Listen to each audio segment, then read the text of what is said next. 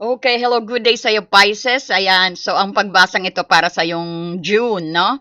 Sa Hunyo, predictions, kukuha tayo ng prediction galing sa ating charm at sa tarot din, no?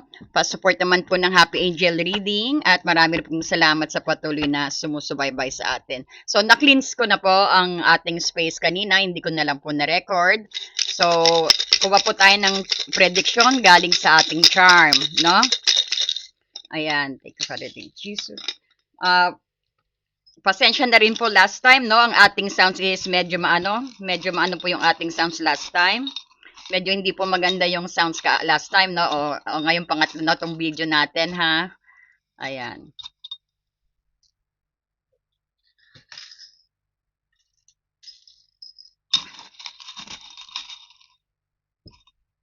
May 3. Maganda po itong charm, nakakatuwa kasi may mga advice din, no? Ayan, may lucky number kayo dito na number 8 and 6. 6 ba to? 9. 6, ayan. 8 and 6, that could be also month. Pwede pong, no, August 6, abangan nyo po yan na baka may magandang parating sa inyo. Marami kang message dito,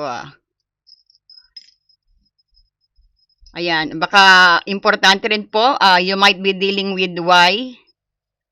Baka ang mensahe ito para sa nagsisimula sa Y, E, Q, G, H, at saka M. Ayan, no? Y, E, Q, G, H, M. Baka, ang mga mensaheng ito para sa nagsisimula sa letter na yan, no? Ang inyong person siguro o ang inyong makikilala sa ganyan nagsisimula ang name, no? So, mamaya titingnan natin ang mga ano dito, ang mga message sa sa ating papel, sa small papel. At and Y din uli po, no, Pisces, Y again. Dalawang Y na. And ang iyong charm, meron kang ribbon. Nako, maliit kasi siya, no? Kasi kaya nga charm. May ribbon ka, silver ribbon. Ang ganda ng silver ribbon. Expect some din, some events na, some gift na makaka-receive ka, Pisces. And then, meron ka rin butterfly. This is transformation. No? Very beautiful. And then, ang peace sign. Ayan, peace, Pisces, no? Peace. And then, meron kang clover dito, clover. Ayan. So, meron ka ring moon with star. Ayan. Maliit siya, pero cute. Very cute, no? So, ang number na ibibigay ko, 8, 9, at saka 12 po pala. Tumatambad ang 12 and 7. No? Sige, tayaan nyo pag nanalo kayo. Balato. Hindi, biro lang po. Mga ano yan, so baka synchronize din, no? Baka may makita kayo mga ganyang number. Ibig sabihin, ano po yan? Binavalidate, no? Confirmations number din po yan. No? So, napakaganda ng iyong mga ano dito, napakaganda ng iyong charm at puno ng mistiko, ng mystical energy, ang charm na ito para sa iyo, Pisces. So, bilang isang water sign, syempre na pinamumunuan ka ng intuitions, no? Ito yung malalim na emosyon din. Yan, para makita nyo. Sinesentro ko, no? Ito rin yung sabihin natin, ito yung malikaing pag-iisip o creative thinking din.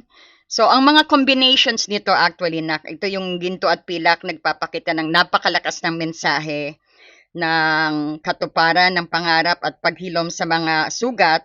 At syempre, ito yung healing na sinasabi. At pag-attract ng swerte sa pamamagitan ng peace ng pag-iisip. No? And then, kung makikita mo, may gold clover ka rito, 4 na dahon. So, ito yung ultimate universal symbol no? Ayan, so ipo-focus natin.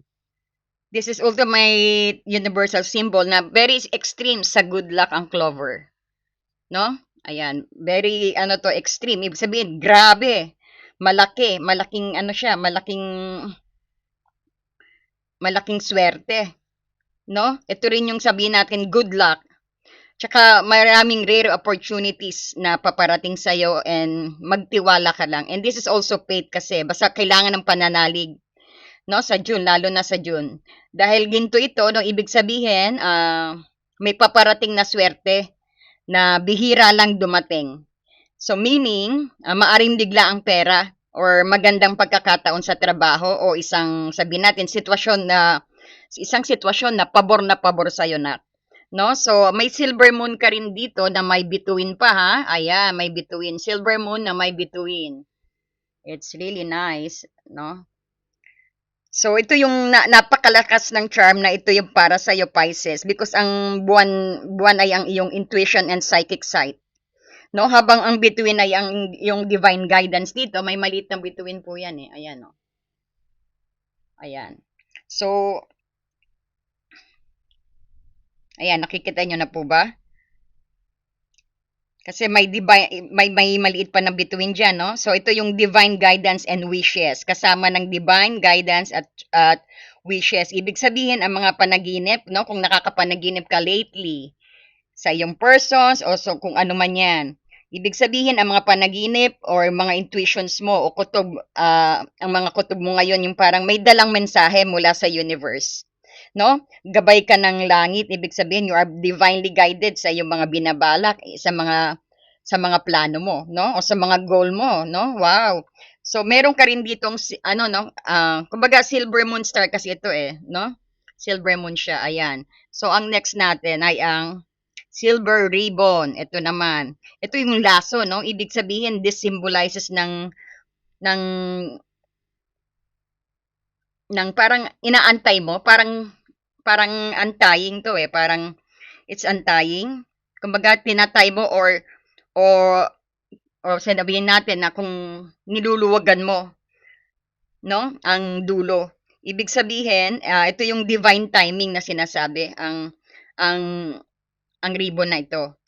Divine timing, no? Ibig sabihin lahat ng plano mo, it's gonna be happen on the right timing. Ibig sabihin ang ribbon ito rin yung it shows na ang mga bagay na sabihin natin na tila magkakahiwalay o magulo sa buhay mo. Ito yung kamakailan lang siguro. Ito yung unti-unti ng pagtatagpuin ng tadhana, no? Upang mabuo ang isang magandang regalo o isang solusyon, no? So ulitin ko po, no, ang silver ribbon na to, bow o lasso, simbolo ng uniting to o tying up loose end and divine timing. So ang ribbon na ito yung nagpapakita ng mga bagay na tila magkakahiwalay o magulo sa buhay mo kamakailan ay unti-unti ng pagtatagpuin ng tadhana upang mabuo ang isang magandang regalo o isang solusyon, no? Kagaya sabi ko kanina, baka makatanggap din kayo ng regalo, no? Ayan. And then, andito ang iyong gold butterfly. Paro-paro. Ito yung simbolo ng deep transformation, no? Spiritual evolutions at freedom. So, bilang isang Pisces, syempre, madalas kang magsakripisyo para sa iba eh, no? Madalas kang magsakripisyo din mas inuuna mo sila bago ang ikaw. Pero ang gintong paru-parong ito rin sabihin nating nagbabadya din ang panahon na para sa iyong sariling glow up. Ikaw naman, no? It's about you. It's all you, no? Parang ganon, lalo na itong June. So, ito rin yung sinasabing handa ka ng lumabas sa iyong cocoon, no? O sa iyong comfort zone at lumipad ng may kampiyansa at kasaganaan. No? So, it's about you din. Ayan yung i-spoil mo yung sarili mo. Ayan, bago ka ng outlook, no? Ayan yung talk about only yourself na kainin mo yung gusto mo, yung mga hobby na hindi mo nagagawa, gawin mo. Do something for yourself din sa June, no? At siguradong ipaglumo mo raw ang sarili mo. Ayan, magpa-parlor ka, mag-spa ka, mag-yoga ka, no? Parang ganyan ang sinasabi sa'yo para sa June. No? Ang meron ka rin ditong gold piece sign, no? So itong sign na to na ito yung simbolo ng kapayapaan. So, ang gintong peace sign ay sumisimbolo ng inner harmony mo, yung sa loob mo, panloob mo. No, ito yung alignment din. Ito rin yung resolution sa mga conflict. Kung lately may nakakaaway kayo o nagkaroon kayo ng disagreement, siguraduhin na maayos lahat, no? At saka pinapaalala din nito na ang tunay na swerte, kasama ang clover dito, no? Ang tunay na swerte at tagumpay ng butterfly ay papasok lamang kapag kalmado ang iyong isip, no? If you have a calm mind din, No, if you have an inner peace, papasok yung mga yan, mga blessings mo, no? Tsaka yung mga idea mo. At ang, kumbaga, if you have a mind peace, ang isip mo, at syempre malaya ka sa mga stress o drama ng ibang tao, no? Ayan. So, nakita natin, pagdating naman sa iyong pag-ibig, tying the knot of love, maaring some of you na may magpakasal, no? Kasi meron kayo dito pagdating sa pag-ibig. Meron din syempreng nakita ko na pagtatagpuin kayo ng tadhana, ang mga no contact para magkakabalik, magkikita o parang magbe-break ng silent dito. Parang kasi ang laso sumisimbolo ng connections din nito, no? Kung nasa relationship kayo, ito yung buwan upang ayusin ang mga loose ends o tampuhan. Mas magiging matibay ang inyong pagmamahalan dahil syempre matututo kayong mag-usap mula sa puso. So maaari ding magkaroon ng pag-uusap para sa mas seryosong commitment. Ito yung tying the knot, baka magplano kayo magpakasal, lumipat ng bahay, para upgrade sa inyong relationship, especially sa mga in relationship na, no? Kung mga single naman, no, ang silver ribbon na kasama ng Moonstar, itong Moonstar na to, kung single ka, no, ito yung nagpapakita na may isang nakatakdang pagkikita o divine connections na darating, no? Isang tao na makakavibe mo sa emosyonal at spiritual na antas. So, wag hanapin ng pilit, no? Hayaan mo ang tadhana ang maglapit sa inyo sa tamang oras kasi nga may divine timing din, no? Ang laso, no? Ayan. So, natatandaan nyo, no? So, ang kapayapaan ng puso mo, nandito ang gold piece, no? Ang gold piece sign, kumbaga tapos na ang panahon kung kailan ka nag-overthink o umiyak dahil sa pag-ibig. Ang gold piece din ay nagpapakita na syempre makakamit mo ng emotional stability. Kung may nakaraang heartbreak, tuluyan mo na itong maiwawaglit. Kung kamailan lang din na umiyak ka dahil sa pag-ibig, ito ay nagpapakita na makikamit mo na ang emotional stability. Kung may nakaroon nga ikaw na heartbreak, talagang gagaling na, no? So, kumbaga, tuluyan mo na rin maiiwan habang lumilipad kang pataas, no? Dalang butterfly. So, ang tamang pag-ibig na darating sa'yo, nak, ay sa'yo ngayon, ay syempre, hindi magdadala ng luha ngayon. No, kung babalik man ng ex mo, hindi ka na niya paluluhain. Kung bagong may darating sa inyo, hindi kayo paluluhain, no? Kasi parang gold butterfly 'yan. Because ang tamang pag-ibig dito ay darating sa iyo ngayon at hindi magdadala ng luha, kundi kapayapaan at security, no? Pengi naman po ng like and hype diyan and pa-share po ang ating video. At saka tingnan pa natin 'to. Ano to, devil, you might be dealing with Capricorn. Ayan, sa June, bakit para kang kinakabahan? Do not go into an extreme, no? At saka yung pabigla-bigla ang gastos, medyo iwasan sa June. Baka may malaking darating na gastusin. Baka malay mo, magpakasal ka na. Ayan, meron ding domestic issue. Parang na-insecure ka. Parang you feel na walang progress. Baka sa mga business yan, no? Pero isipin nyo ang mensahe ng charm. Napakaganda. Napakaganda ng mensahe ng charm. And then, ang sabi pa rito, ayan, avoiding change, ayun, nai-stagnant ka kasi parang, hindi ka, kumbaga, imbis na may opportunity doon, parang natatakot ka. Parang ayaw mong mag-take the leap of faith. So, ito rin yung syempre na nakikita natin, sometimes nakakasagabal sa ating progress. At saka nakikita natin dito, yung old habits na kailangan ng iwasan, we need to change. Huwag kayong matakot sa changes dahil changes is good, no? Para sa inyong growth. Ayan. So, huwag kang kakabahan. Do not fear, no? You got lots of here, oh. Ang ganda ng iyong charm dito. Okay. So, titignan pa natin kung anong paparating sa iyong pag-ibig. Anong paparating para kay Pisces pagdating sa kanyang pag-ibig? Spirit guide, any mensahe, any message? So, hindi ka naluluha, sabi ng charm. So, titignan naman natin ang mensahe naman ni Romance Angel para sa iyo. Ang mensahe para kay Romance Angel para kay Pisces itong June.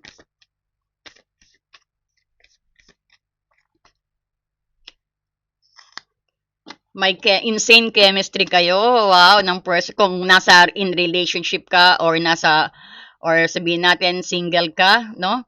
There's a strong magnetic attractions. Nakikita mo parang past life ano rin, no? Parang may compatibility kayo. Kahit kakikilala nyo lang, parang parehas kayo lahat ng gusto. Insane chemistry, parang nag-aalab, no? And this could be also a soulmate relationship or divine connections din ito. So, asahan mo na ang persons na yan ay talagang may divine chemistry kayo. Kahit una pa lang ninyo magtagpo. Kung nakikita mo may pana rito, no? So, ibig sabihin, that is divine connections din na talagang pinana ng Cupido yan para sa'yo, para dumating.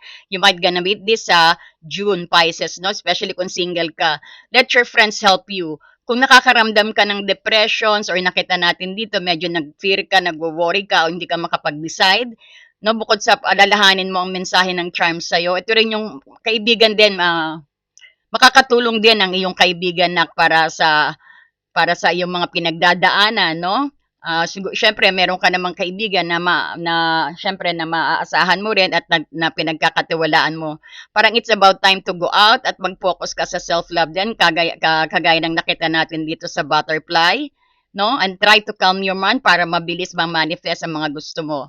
Okay. Forgiving and learning. Ayan, sometimes mabigat ang ating nagiging stagnant tayo kapag ang marami pa tayong mga emotional baggage dito. Ang sabi ng Romance Angel is release mo na and heal the past. Kung nasaktan ka dati, forgive mo na siya, no? And matuto ka kung ano man experience niyo, kung ano man yung pinagawa niyo, kung ano man yung rason bakit kayo naghiwalay, no? Ayan. So maganda ang ating So titignan pa natin tingnan natin ang feelings ng persons on your mind, Pisces. Ayan, pa-support po ng Happy Angel reading. I do private reading, voice recorded reading, at saka po po tayo, pre-recorded, no? Ayan, tingnan natin ang feelings ng persons mo and ano ang iniisip niya sa'yo. Spirit guide, please.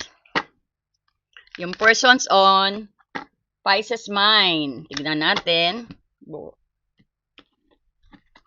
Mag-comment po kayo, ha? Ayan, nagbabasa po ako ng mga comment ninyo. Lalo na, ma'am, hindi po maganda yung sounds. Maraming salamat. Ayan. Wow. Wow. Wish fulfilled ka raw ng persons on your mind, ha? You might be dealing with cancer dito. 9 of Cups, wish fulfilled. Some of you din parang nagpaplano talaga ng kasal, no? Ito yung nagtatay nut na sinasabi, validating, confirmations. No, maaring may mag-tie knot dyan, maaring may lumagay sa tahimik, magpakasal, o sabihin natin feeling din niya na ikaw ay wish fulfilled niya. Anong iniisip pa po, Spirit Guide? Ng persons ni Pisces. Wow, this is beautiful. Oh, very strong chemistry, ha? Iniisip niya na, some of you dealing with Leo, parang tapos na sa inyo ang Ayan, tama na nga ang no? Napakaganda ng mensahe talagang kumbaga ang cycle ninyo ng paghihirap rock to bottom na parang nagsara na. Ibig sabihin meron kayong bagong aklat, meron kayong new beginning din. Ibig sabihin ito rin sabihin natin na some of you din na yung mga paghihirap dati, no? Na is ending already, no? And then you are having a new beginning, a new cycle in your life. No, ito nilusin mo na and ito yung sinasabi na kailangan nang i-let go yung mga naranasan mo rito. Forgive and matuto sa iyong mga pinagdaanan dahil this is 10 of swords. Sabihin din natin marami na kayong pinagdaanan ng relasyon ninyo, no? Kumbaga it's either na i-let go mo. Dapat lang na i-let go mo na 'yan, no? At patuloy kayong magsama ng persons mo. Or pag dumating siya sa'yo, no, maaring dumating siya ng bagong tao na, no? Siya pa rin, pero bagong tao na, nagbago na. Nakita natin, very strong attractions talaga kayong dalawa dito, no? Kumbaga, very calm and strong energy. Parang feeling niya, gusto kanya rin talagang no, gusto kanya niyang mahawakan, no? Gusto kanya yung talagang siya ang mag-handle ng relationship din, no? Kumbaga, sabihin natin, na ang attractions ninyo ay hindi basta-basta, talagang may insane chemistry kayo. Parang talagang siya na rin siguro ang persons mo na no, na matatay nut mo. Ayan, cool lang, no? Temperance, very cool and nasa harmony ang persons mo, no? Hindi kanya minamadali. Actually, he is meditating dito, no? Parang he's just cool dahil alam niya na alam niya rin sa sarili niya na nagbago na siya at talagang desidido na rin siya na i-push through ang inyong relationship. Ayan. Ang ganda naman. So, tignan pa natin, no? Bunot pa ba ako? Kasi baka pag makabunot ako ng di maganda. Okay, tingnan naman natin ang maaring challenge din yung dalawa. Ang challenge din yung dalawa. Ang challenge nila. Ayun, ang challenge kitang-kita dito, harapin ang mga problema. No? Kung may pinagdadaanan kayo, you need to have some heart-to-heart conversation. At sabi rito, wag niyong i-self-sabotage, magkaroon kayo ng tiwala sa isa't isa at tiwala sa sarili. Kasi both niyo, mahal niyo ang isa't isa rito. Kaya lang talagang normal naman ang mga karmic na siguro karmic din to, pero tapos na. The karmic pattern, parang naiba na, no? Kaya kalmado din ang energy ng persons mo. Maganda. So, ang 8, sabi natin, some of you din siguro, maayos na siya sa isang pamilya niya, no? So, it's about time din na forgive and learning. Kumaga, forgive and forget and let go the past na rin ang ina-advise sa'yo ng no? So, kung matagal na kayong hiwalay, kumbaga patawarin mo na siya dahil maayos na rin siya, kumbaga parang gano'n, no? So, ang maaring blockage ay yung hindi nyo ang medyo hindi hinaharap, takot harapin ang mga problema, no? Kumbaga, nagsiself-satisfied ka at wala ring tiwala sa sarili.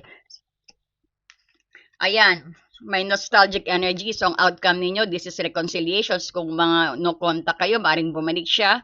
Kung nag-away kayo, may reconciliations. This is 6 of Cups. So, ang outcome nyo is 6 of Cups, no? So, maaaring sabihin natin, childhood sweetheart mo siya din siguro o talagang ano mo rin siya talaga, no? Divine connections mo siya rito. So, ang 6 of Cups po ay ang parang childhood friend, someone from your past is coming back. So, ano pang advice? Ano pong advice? Ang outcome nyo, magkakabalikan kayo, no? Ano pong advice para kay Pisces? Advice, ayun, acknowledge. Ayun, kumbaga, pakilala mo na sa buong mundo. Parang win. This is victory. Ang advice is, kumbaga, you both love each other. Bakit hindi nyo, no? Kumbaga, why don't work out on this relationship? Because ang six of wands din, baka expect na baka ipakilala ka rin, no? Ipakilala ka sa madlang people, sa space niya. Maghanda kayo, no? Kung mag-shota pala kayo, baka ipakilala ka na sa pamilya, kung sa ano natin. Kumbaga, he is very proud of you na pagkasakasama ka rito. No? Ayan. Parang nakita natin, this is victory. No? Show din, parang ano din dito, na some of you siguro may lihim na relationship. Dahil magagalit si father, magagalit si mother pa, no? So, okay na raw dito, sabi, no, ipakilala mo na. Pero some of you din, no, yung talagang nag-oobserba pa. No, 7 of Pentacles, kung worth ba ang aking energy dito, may matutunguhan bang relationship na to, no? Parang nagninilay-nilay pa siya, no? And then talagang gusto niya ng tangible sa iyo, no? Gusto niya talaga ng ng opportunity sa iyo. So he wants to work on the relationship. No, at gusto niya stable, hindi lang yung basta-basta flirt, no? Ayan, he is making a plan with the 2 of wands dito. Nagpaplano siya. No, ito lang yung sabihin natin, baka some of you din dealing with long distance relationship din o nagpaplano na mag-travel siya going towards you. Ayan, obsessed din siya sa'yo. So, make sure lang paalala tong devil, baka ang inyong relationship is maging obsessive or going into an extreme na hindi rin makakabuti dahil nakakasakal, no? So, meron kang makaka-receive ka ng this is a good news regarding sa iyong persons. Baka paparating na siya sa'yo. Napakabilis na card nitong 8 of Wands. Ang next action niya, baka magugulat ka, nandiyan na siya. So, antayin mo ang 8 of Wands na to, nak, no?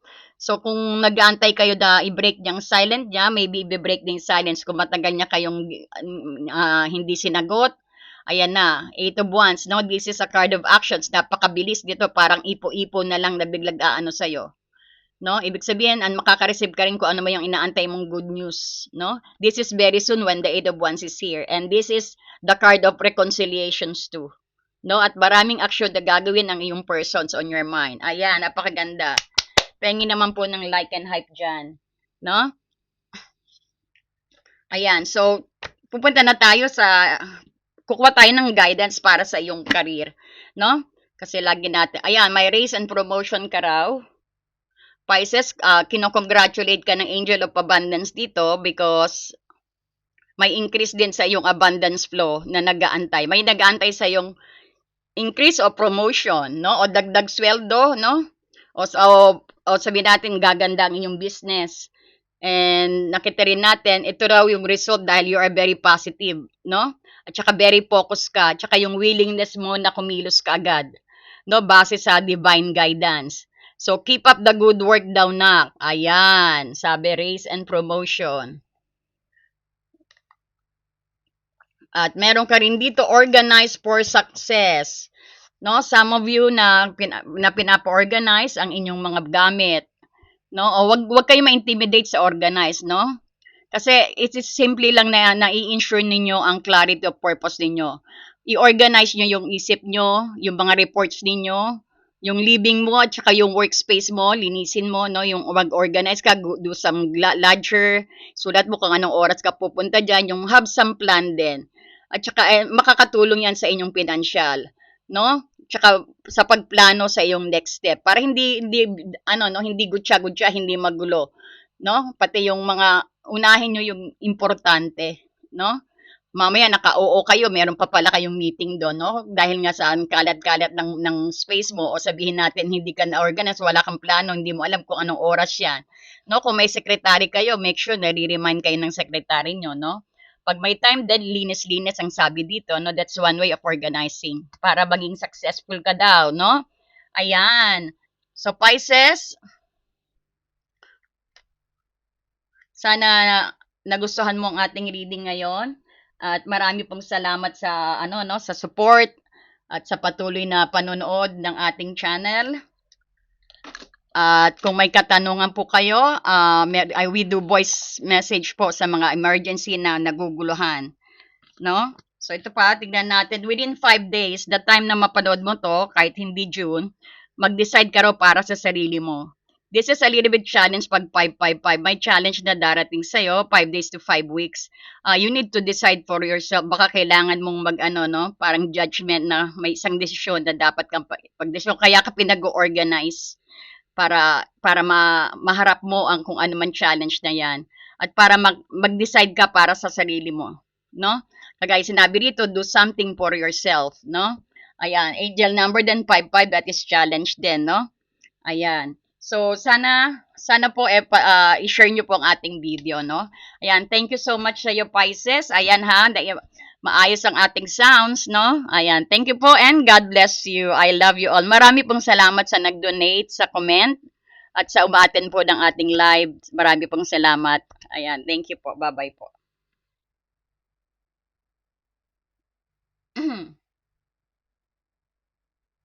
Dear friend, have you ever felt so stuck, hurt, or hopeless that you knew something had to change, but you didn't know how things would work out? A time when you could have really used more insight and guidance, or at least a new way to nurture yourself and bring a little more peace into your life.